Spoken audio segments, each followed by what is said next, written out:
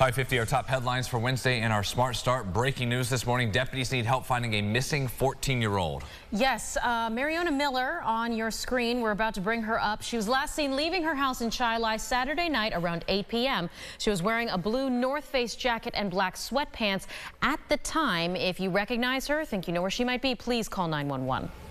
News 8's also your local election headquarters, and one of the biggest races we were all watching on the ballot yesterday was Monroe County Executive. Current Executive Adam Bello was able to keep that seat against his challenger, Republican Mark Aini. With all the results in, Bello picks up 61% of the total vote. News 8 was there at both the Republican and Democratic headquarters last night for reaction. Aran Spitzer is in studio with what we're hearing from the parties. Aran.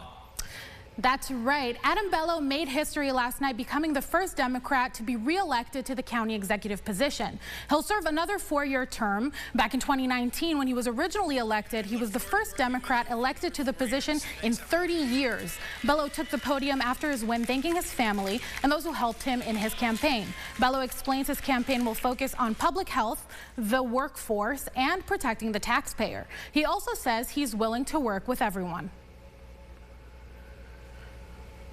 I am fully cognizant I didn't get the vote of everybody in the county. And listen, I have a record over the last 4 years of putting partisanship aside. I've worked with the Republican county legislature. I'm a Democratic county executive. So all the things that we've done, whether the public safety investments, all the budgets that we passed, cutting taxes, the sales tax, all of that was done with bipartisan support. And so my message is my door's open. I have built a record of reaching across the aisle, and we're really open to working with anyone. News 8 was also at the Republican headquarters, where we heard from candidate Mark Aini, who said he called Bello congratulating him on the victory. He also had a message for voters saying he hopes people can support the people who are now in office. We do not want to root against those people that represent us. Even in a tough-fought election, we want them to succeed. This community, the people in it, our neighbors, are too important to root against our elected officials. So I ask you to get behind our county executive, help him lead this community. And as for what's next for Aini, he says he's planning to spend more time with his wife, who supported him throughout his campaign efforts. Brennan, Michaela, back to you. Ron, thank you. Turning to town supervisor races in the region. In Irondequoit, the Democrat Andre Evans takes the seat over Republican incumbent Rory Fitzpatrick. Evans winning by more than 500 votes. In Penfield, 2 new candidates running for supervisor.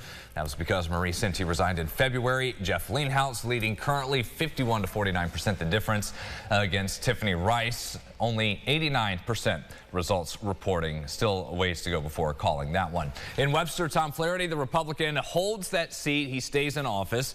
He was challenged by Democratic candidate Danielle Palermo Jimenez. 60% of the voters choosing the incumbent in Webster. And looking at the Monroe County Legislature now, with 29 races there, Democrats took a solid majority, winning 16 of them, giving them almost complete control over the county. There had previously been a 1-seat majority, but that was until Democrat Sabrina Lamar announced she would caucus with the Republicans in exchange for the role of president. Of note in Irondequoit, Dr. Joe Carbone, a Republican, lost to Democrat Dave Long in the legislature's 16th district. This was a rematch of 2021, where Long beat Carbone. And before that, Carbone served in the legislature since 2013 and as president for 5 years. Now, both of the propositions on the back of the ballot also passed, increasing the debt limit for schools as well as extending the authority of counties to exclude construction of sewage facilities from their constructional debt limits. Now, of course, a full list of your local elections, all the latest information you want to know, that is running at the bottom of your screen right now throughout the News 8 at sunrise. We'll kind of keep that going maybe through our cut-ins, and we'll have the full list of information on RochesterFirst.com. That's local. Nationwide, abortion rights supporters in Ohio cheered as voters passed an amendment to the state constitution enshrining a woman's right to abortion. The vote was among the closely watched in an off-year election day that also saw Kentucky's Democratic governor win a second term.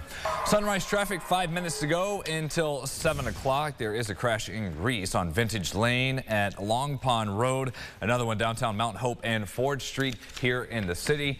East side 590 looking good. We do not have the slowdowns yet at Blossom, Browncroft exits we've had throughout this week. Let's keep it that way as we get ready, getting to work and to school this Wednesday morning. James, bundle up. Yeah, I think so. Low 30s. But tomorrow at this time, we'll be in the 50s. So swing right back up amazingly. So you really got to watch us, right? You got to watch the forecast. Pay attention. We are cold through this afternoon, numbers around 40. And heads up for the evening commuters between 4 and 7 p.m. You see that chance for rain mix goes up. Could be a little bit of sleet this afternoon, so do not be surprised by that when you see it pass overhead this afternoon and tonight. Once you get through that, there will be some scattered rain showers into Thursday morning. We've got that early showers tag there, that 54 earlier in the day. Numbers tumble, and then we'll remain colder than average through your Veterans Day weekend. But for what it's worth, no real significant storm chances through that stretch. Not bad for the Veterans Day parade. Yep. All right, thank you, James, and thank you for watching us here on News 8 at Sunrise. We'll see you back here in 30 minutes. Thanks for sharing your morning with us. CBS Mornings is next. Follow News 8 wherever you are on RochesterFirst.com, Facebook, Twitter, and on our app for news and weather.